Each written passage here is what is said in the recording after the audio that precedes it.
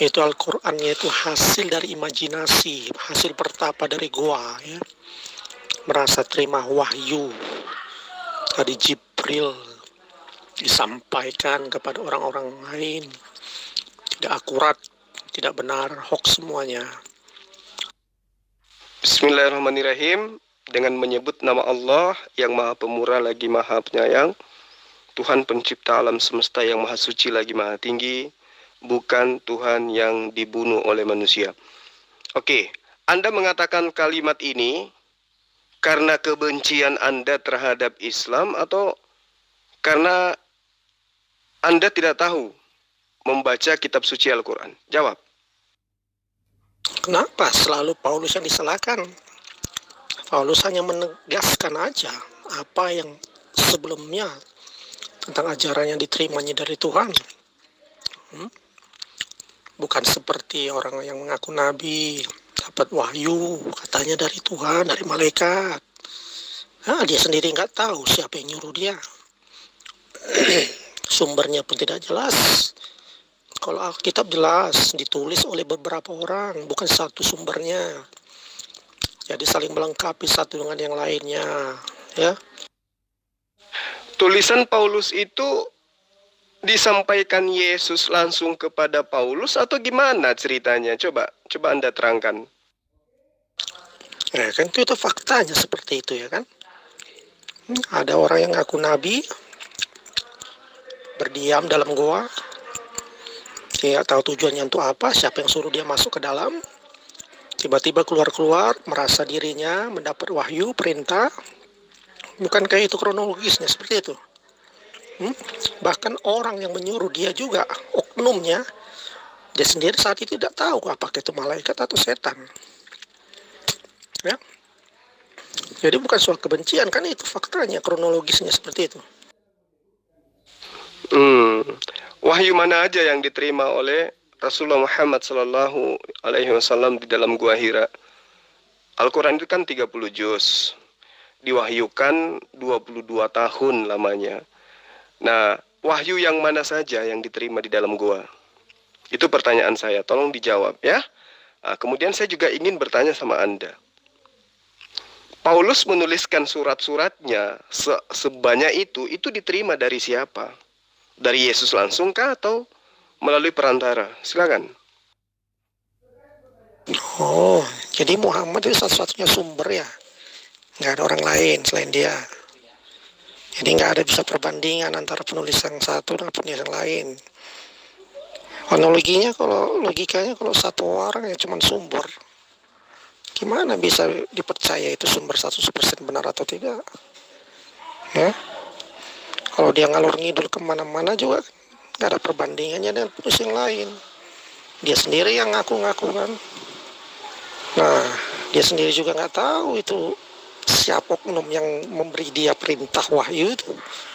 Kalau itu malaikat Jibril, kenapa dia sampai ketakutan begitu luar biasa, seperti kelihatan sedang melihat hantu?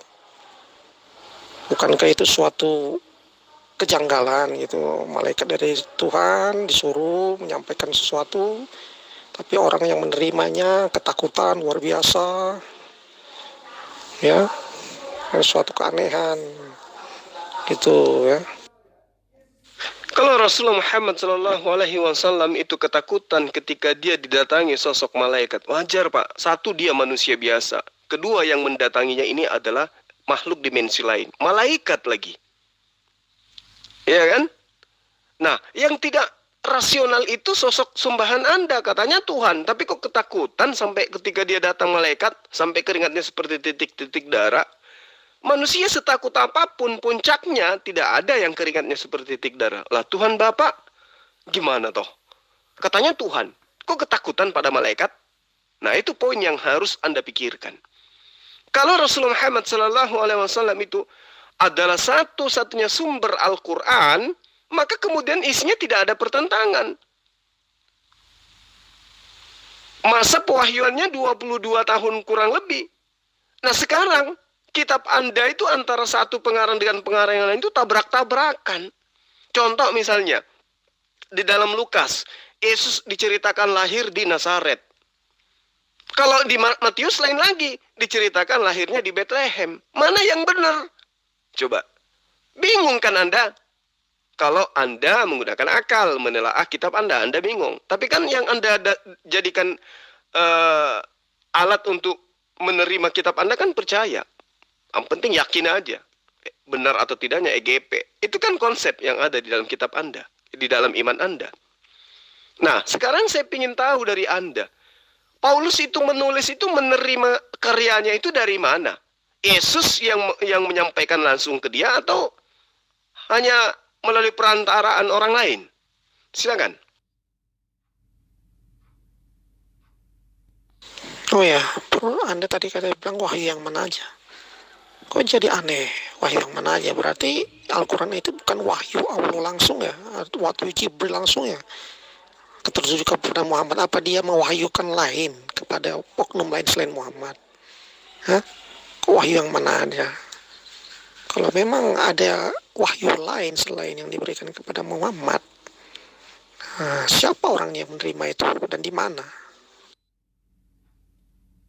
Nah, itulah celakanya kalau Anda menjadi umat terjemah. Anda tidak memahami apa itu wahyu. Tetapi di kitab Anda banyak kata wahyu. Bahkan kitab Anda ada yang disebut wahyu. Karena kata wahyu itu memang sumbernya hanya dari Al-Quran. Wahyu itu bahasa Quran. Kemudian dicomot, diambil, dimasukkan ke dalam gospel. Akhirnya Anda bingung ketika saya tanya, wahyu mana aja? Wahyu itu kalam, Pak. Jangan-jangan Anda ngerti kalam lagi nih. Kalam itu bahasa Quran. Diambil lagi ke dalam kitab gospel. Jadi kebingungan demi kebingungan yang dilahirkan oleh iman Anda karena kitab Anda itu memang tidak punya dasar kuat bahwa itu adalah pewahyuan dari Allah, pencipta langit dan bumi. Jadi wahyu yang saya tanya itu adalah firman Tuhan.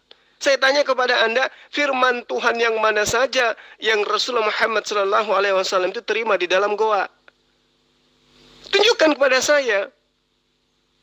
Ya. Karena Al-Quran itu diwahyukan 22 tahun kurang lebih. Pahami itu. Nah, sekarang tulisan Paulus tuliskan itu berdasarkan atas penyampaian Yesus langsung ke dia, atau itu hanya karangan? Silakan. Bukan itu yang saya tanyakan ya, Jul. Karena itu pesan wahyu itu kan khusus untuk Muhammad aja ya kan. Apakah ada orang lain lagi selain Muhammad yang diwahyukan oleh Jibril ya kan? Jibril atau siapalah itu. Apakah ada selain Muhammad? Atau sahabatnya atau siapanya kek? Ya. Karena kalau cuma satu orang sumbernya, bagaimana mungkin bisa dipastikan itu akurat bahwa apa yang dikatakannya itu benar-benar kebenaran yang sesungguhnya? Oke. Al-Quranul Karim itu diwahyukan hanya kepada Rasulullah Muhammad sallallahu alaihi wasallam. Sedangkan sendiri aja tidak ada kekuatan di atas muka bumi ini yang mampu kemudian menundukkan Al-Quran sebagai kalamullah, sebagai firman Allah. Apalagi kalau banyak orang. Hanya sendiri loh. Sedangkan kitab Anda katanya banyak saksi. Tapi saksi palsu semua. Tidak ada satupun saksi penulisan kitab Anda itu yang pernah berjumpa dengan Yesus. Contoh yang saya terangkan tadi tentang kelahiran Yesus. Pengarang yang satu mengatakan lahirnya di Nazaret, yang satu mengatakan lahirnya di Bethlehem. Yang benar yang mana? Justru kalau banyak saksi dan saksinya itu palsu semua, itu jadinya kacau balau. Kalau Rasulullah Muhammad SAW sendiri menerima wahyu, mampu memperandakan kitab-kitab terdahulu, mampu membuktikan kitab terdahulu itu sudah dirubah-rubah, mampu membuktikan apa yang ditemukan oleh ilmuwan terkait dengan ilmu pengetahuan 1400 tahun yang silam. Ya, kebenaran Allah yang mana lagi yang sampean dustakan? Al-Quran sudah mengurai itu. Sekarang saya tanya kepada Anda, jangan Anda pura-pura pikun ketika mendengarkan pertanyaan. Paulus itu menulis surat berdasarkan pewahyuan dari Yesus kah? Atau ngarang bebas? Silakan.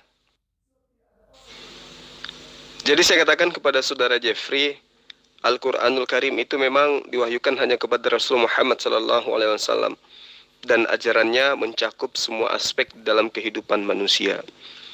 Sedangkan kitab Anda tentang kelahiran Yesus saja, ya, acak adut satu pengarang dengan pengarang yang lain. Apalagi kalau mencoba kita buka, ya, gimana ceritanya Paulus menulis dari surat ke surat. Itu dasar tulisannya pewahyuan atau hasil jiplakan atau hasil penelitian atau hanya karangan biasa.